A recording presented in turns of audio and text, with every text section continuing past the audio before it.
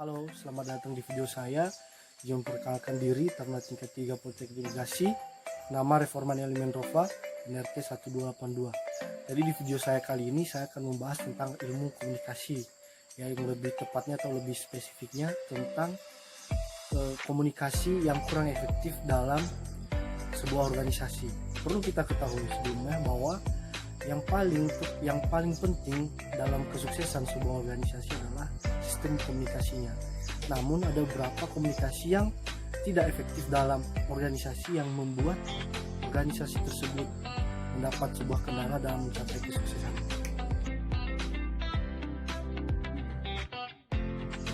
Perlu kita ketahui sebelumnya bahwa bagaimana yang dimaksud dengan sebuah komunikasi yang efektif.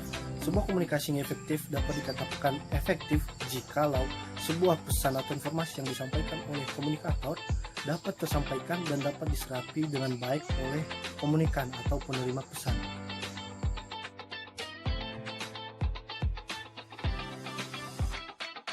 Berikutnya saya akan menjelaskan bagaimana komunikasi dalam organisasi. Komunikasi dalam organisasi sangat berpengaruh antara komunikator, pesan yang disampaikan, dan juga si komunikan atau penerima pesan. Ketiga hal ini harus saling berkaitan supaya apa pesan yang disampaikan itu dapat disampaikan dan dapat dicermati oleh komunikan atau si penerima pesan. Yang perlu kita ketahui adalah bagaimana si komunikator menyampaikan pesan tersebut kepada komunikan sehingga nanti pesan tersebut dapat diterima oleh penerima pesannya. Yang kedua adalah pesan yang disampaikan harus sesuai dengan apa yang telah direncanakan sebelumnya. Yang ketiga adalah bagaimana respon dari komunikan tersebut dalam menerima pesan, apakah dia menerima dengan baik ataupun tidak.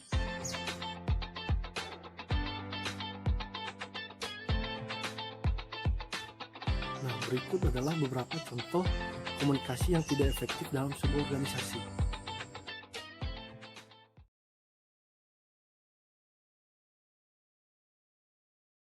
Anggota buat manajemen program juga.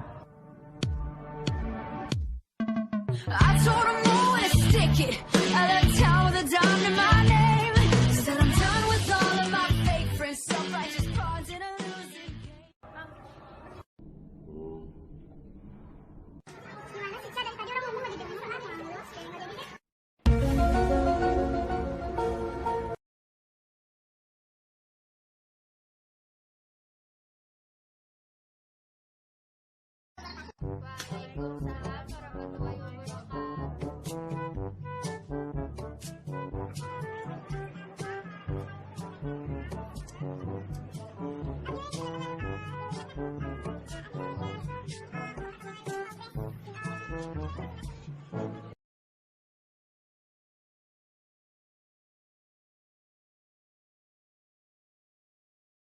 Besok ada tugas nggak? Hah? Besok ada tugas nggak? Apa? Besok ada tugas.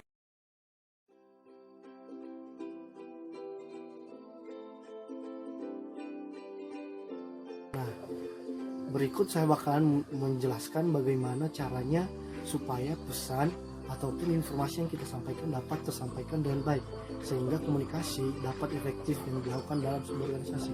Yang pertama adalah meningkatkan umpan balik, yaitu untuk mengetahui apakah pesan atau informasi yang telah diterima dipahami dan dilaksanakan atau tidak. Yaitu kita dapat menanyakan kembali apa yang sudah komunikan dengarkan atau pesan yang sudah kita sampaikan itu apakah mereka sudah mencernanya dengan memberikan umpan balik kepada kita. Yang kedua adalah empati, yaitu penyampaian pesan disesuaikan dengan keadaan penerima atau si komunikan. Jadi seorang komunikator harus dapat membungkus sebuah pesan yang disampaikannya itu supaya tidak bersinggungan dengan keadaan seperti keadaan sosialnya, ekonominya bagi yang menerima pesan sehingga tidak akan menimbulkan permasalahan.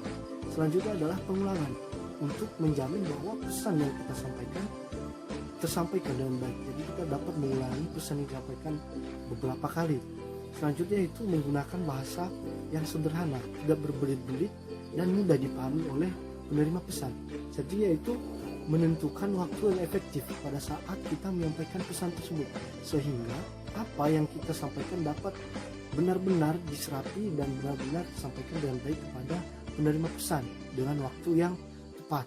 Selanjutnya itu mendengarkan secara efektif. Jadi ini lebih dominan kepada si komunikan atau si penerima pesan harus mendengarkan apa yang disampaikan oleh si pemberi pesan atau yang orang yang menyampaikan pesan tersebut, sehingga dia dapat memahami apa pesan yang telah disampaikan.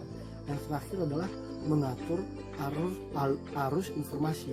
Komunikasi harus diatur mutunya, jumlah, dan cara penyampaiannya. Jadi apa yang kita sampaikan itu atau informasi itu harus disesuaikan bagaimana mutunya dan bagaimana jumlahnya dan bagaimana sebuah kualitas pesan yang disampaikan supaya menarik dan dapat menarik perhatian bagi komunikan yang tersebut.